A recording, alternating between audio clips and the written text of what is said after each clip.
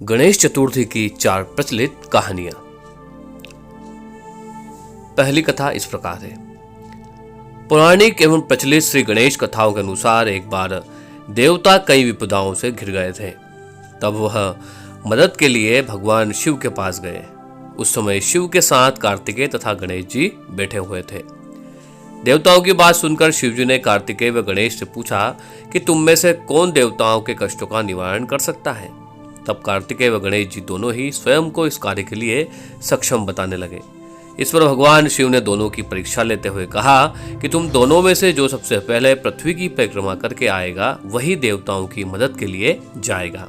भगवान शिव के मुख से यह वचन सुनते ही कार्तिकेय अपने वाहन मोर पर बैठकर पृथ्वी की परिक्रमा करने के लिए निकल पड़े।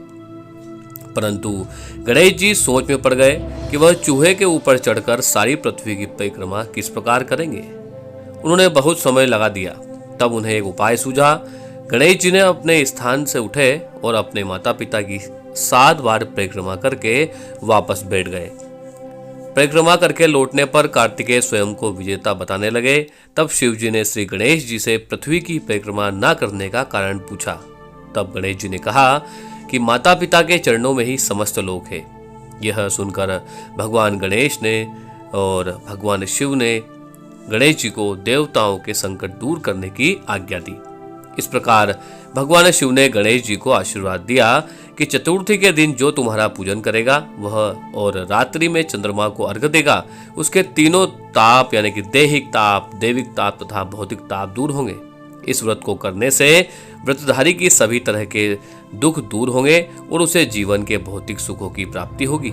चारों तरफ से मनुष्य की सुख समृद्धि बढ़ेगी। पुत्र पुत्रादि धन ऐश्वर्य की कमी नहीं रहेगी।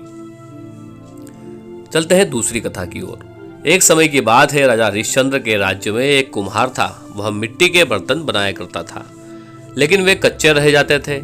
एक पुजारी की सलाह पर उसने इस समस्या को दूर करने के लिए एक छोटे बालक को मिट्टी के बर्तनों के साथ आग में डाल दिया। इस दिन संकष्टी चतुर्थी का दिन था। उस बच्चे की मां अपने बेटे के लिए परेशान थी। उसने गणेश जी से बेटे की कुशलता की प्रार्थना की। दूसरे दिन जब कुम्हार ने सुबह उठकर देखा तो आग में उसके बर्तन तो पक गए थे, लेकिन बच्चे का बाल बांका भी नहीं हुआ था। वह डर गया और राजा के दरबार में जाकर सारी घटना बताई।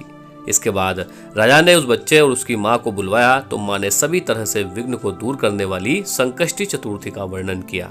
इस घटना के बाद से महिला, संतान और परिवार के सौभाग्य के लिए संकट चौथ का व्रत किया जाने लगा। चलते हैं इसकी तीसरी कहानी की ओर। एक समय की बात है कि विष्णु भगवान का विवाह लक्ष्मी जी के साथ निश्चित हो गया। विवाह की तैयारियां होने लगी। सभी देवताओं को निमंत्रण भेज दिया गया, परंतु गणेश जी को निमंत्रण नहीं भेजा गया। कारण जो भी रहा हो, अब भगवान विष्णु की बारात जाने का समय आ गया। सभी देवता अपनी पत्नियों के साथ विवाह समारोह में गए। उन सब ने देखा कि गणेश जी कहीं दिखाई नहीं दे रहे हैं। तब वे आपस में चर्चा करने लगे कि क्या गणेश जी को नहीं न्योता दिया या स्वयं गणेश जी नहीं आए। सभी को इस बात पर आश्चर्य हुआ। तभी सबने विचार किया कि विष्णु भगवान से ही इसका कारण पूछना चाहिए। विष्णु भगवान से पूछने पर उन्होंने कहा कि हमने गणेश जी के पिता भोलेनाथ महादेव को न्योता भेज दिया था। यदि गणेश जी अपने पिता के साथ आना चाहते तो आ जाते। अलग से न्योता देने की कोई आवश्यकता नहीं थी। दूसरी बात यह है कि उनका 1.25 मन मूंग, 1.25 मन चावल, 1.25 मन घी और 1.25 मन लड्डू का भोजन दिन भर में चाहिए।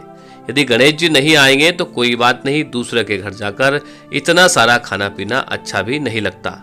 इतनी वार्ता चली रही थी कि किसी ने सुझाव दिया कि यदि गणेश जी आ भी जाएं तो उनके द्वारपाल बनकर बैठा देंगे कि आप घर की याद रखना। आप तो चूहे पर बैठकर धीरे धीरे चलोगे तो बारात से बहुत पीछे रह जाओगे। यह सुझाव भी सबको पसंद आ गया, तो विष्णु भगवान ने भी अपनी सहमति दे दी। होना क्या था, इतने में गणेश जी वहां आए और उन्होंने समझा बुझाकर घर की रखवाली करने बैठा दिया। बारात चल दी। तब नारद जी ने देखा कि गणेश जी तो दरवाजे पर ही बैठे हुए हैं, तो वे गणेश जी के पास गए और रुकने का कारण पूछा। गणेश जी कहने लगे कि विष्णु भगवान ने मेरा बहुत अपमान किया है। नारद जी ने कहा कि आप अपने मूषक सेना को आगे भेज दें, तो वह रास्ता खोद देगी, जिससे उनके वाहन धरती में धंस जाएंगे। तब आपको सम्मान पूर्वक बुलाना पड़ेगा। अब तो गणेश जी ने अपनी मूषक सेना जल्दी से आगे भेज दी और सेना ने जमीन पोली कर दी। जब बारात वहां से निकली तो रथों के पहिए धरती में धंस गए।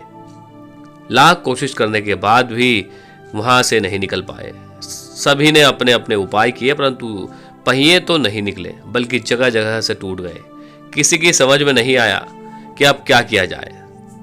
तब तो नारद जी ने कहा, आप लोगों ने गणेश जी का अपमान करके अच्छा नहीं किया। यदि उन्हें मना कर लाया जाए तो आपका कार्य सिद्ध हो सकता है और आपके संकट टल सकते हैं।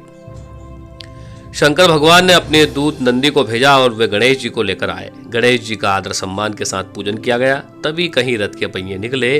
अब रथ के पहिए निकल गए, परंतु वे टूट फूट हो गए थे। उन्हें सुधारे कौन? पास के खेत में खाती का काम कर रहा था, उसे बुलाया गया। खाती अपना कार्य करने के पहले श्री गणेशाय नमः कहकर गणेश जी की वंदना मन ही मन करने लगा। देखते ही देखते खाती ने सभी पहियों को ठीक कर दिया।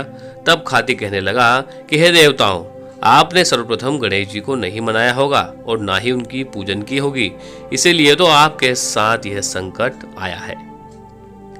हम तो मूर्ख ज्ञानी हैं, फिर भी पहले गणेश जी का पूजन करते हैं, उनका ध्यान करते हैं।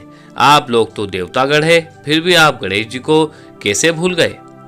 अब आप लोग भगवान श्री गणेश जी की जय बोलकर जाएं, तो आपके सब काम बन जाएंगे और संकट भी नहीं आएंगे। ऐसा कहते हुए बारात वहां से चल दी और विष्णु भगवान का लक्ष्मी जी के साथ विवाह संपन्न करा के सभी सकुशल वहां से लौट कर आ गए। हे गणेश जी महाराज, आपने विष्णु को जैसा कार्य सिद्ध किया है, ऐसा कार्य सभी भक्तों का सिद्ध करे। बोले गजानंद भगवान की जय। चलते हैं चतुर्थी की चौथी कथा की ओर। श्री गणेश चतुर्थी व्रत की पौराणिक कथा के अनुसार एक बार भगवान शिव तथा माता पार्वती नर्मदा नदी के किनारे बैठे हुए थे। वहां माता पार्वती ने भगवान शिव से समय व्यतीत करने के लिए चौपड़ खेल खेलने को कहा। शिव चौपड़ खेलने के लिए तैयार हो गए, परंतु इस खेल में हार जीत का फैसला कौन करेगा, यह प्रश्न उनके समक्ष उठा। तो भगवान शिव ने कुछ तिनके एकत्र करके उसका एक पुतला बनाकर उसकी प्राण प्रतिष्ठा कर दी और पुतले से कहा कि बेटा, हम चौपड़ खेलना चाहते हैं, परंतु हमारी हार जीत का फैसला करने वाला कोई नहीं है, इसलिए तुम बताना कि हम दोनों में से कौन हार रहा है और कौन जीत रहा है। उसके बाद भगवान शिव और माता पार्वती का चौपड़ खेल शुरू हो गया। यह खेल 3 बार खेला गया और संयोग से 3 बार माता पार्वती जीत गई। खेल समाप्त होने के बाद बालक से हार जीत का फैसला करने के लिए कहा गया, तो उस बालक ने महादेव को विजयी बताया। यह सुनकर माता पार्वती क्रोधित हो गई और क्रोध में उन्होंने बालक को लंगड़ा होने व कीचड़ में पड़े रहने का श्राप दे दिया। बालक ने माता पार्वती से माफी मांगी और कहा कि यह मुझसे अज्ञानतावश ऐसा नहीं हुआ है, मैंने किसी देश भाव में ऐसा नहीं किया है। बालक द्वारा क्षमा मांगने पर माता ने कहा कि यहाँ गणेश पूजन के लिए नाग कन्याएं आएंगी, उनके कहे अनुसार तुम गणेश व्रत करो, ऐसा करने से तुम्हें मुझे प्राप्त करोगे। यह कहकर माता पार्वती शिव के साथ कैलाश पर्वत पर चली गई। 1 वर्ष के बाद उस स्थान पर नाग कन्याएं आई। तब नाग कन्याओं से श्री गणेश के व्रत की विधि का मालूम करने पर उस बालक ने 21 दिन लगातार गणेश जी का व्रत किया। उसकी श्रद्धा से गणेश जी प्रसन्न हुए। उन्होंने बालक को मनोवांछित फल मांगने के लिए कहा। उस पर बालक ने कहा कि हे विनायक, मुझ में इतनी शक्ति दीजिए कि मैं अपने पैरों से चलकर अपने माता पिता के साथ कैलाश पर्वत पर पहुंचूं और वहां रह सकूं। तब बालक को वरदान देकर श्री गणेश ने अंतर्ध्यान हो गए। इसके बाद वह बालक कैलाश पर्वत पर पहुंच गया और कैलाश पर्वत पर पहुंचने की अपनी कथा उसने भगवान शिव को सुनाई। चौपड़ वाले दिन से माता पार्वती शिव जी से विमुख हो गई थी। अतः देवी के रुष्ट होने पर भगवान शिव ने बालक के बताए अनुसार 21 दिनों तक श्री गणेश का व्रत किया। इस व्रत के प्रभाव से माता पार्वती के मन में भगवान शिव के लिए नाराजगी थी, वह समाप्त हुई और तब यह व्रत विधि भगवान शंकर ने माता पार्वती को बताई। यह सुनकर माता पार्वती के मन में भी अपने पुत्र कार्तिकेय से मिलने की इच्छा जागृत हुई। तब माता पार्वती ने 21 दिन तक श्री गणेश का व्रत किया तथा दुर्वा फूल लड्डुओं से श्री गणेश का पूजन अर्चन किया। व्रत के 21वें दिन कार्तिकेय स्वयं माता पार्वती से आ मिले। उस दिन श्री गणेश चतुर्थी का यह व्रत समस्त मनोकामनाओं की पूर्ति करने वाला व्रत माना गया। इस व्रत को करने से मनुष्य के सारे कष्ट दूर होकर मनुष्य को समस्त सुख सुविधाएं प्राप्त होती है और भगवान श्री गणेश का आशीर्वाद भी प्राप्त होता है। तो यह थी 4 पौराणिक और प्रचलित कथाएं, हिंदी कहानियाँ। वीडियो को अधिक से अधिक शेयर करें अपने व्हाट्सएप और फेसबुक पर अपने मित्रों को, ताकि सभी लोगों तक हमारी हिंदी कहानियाँ, पौराणिक कहानियाँ और मनोरंजक कहानियाँ, मोरल कहानियाँ पहुँच सके। वीडियो को सब्सक्राइब के साथ चैनल को सब्सक्राइब जरूर करें और वीडियो को शेयर करना बिल्कुल ना भूलें।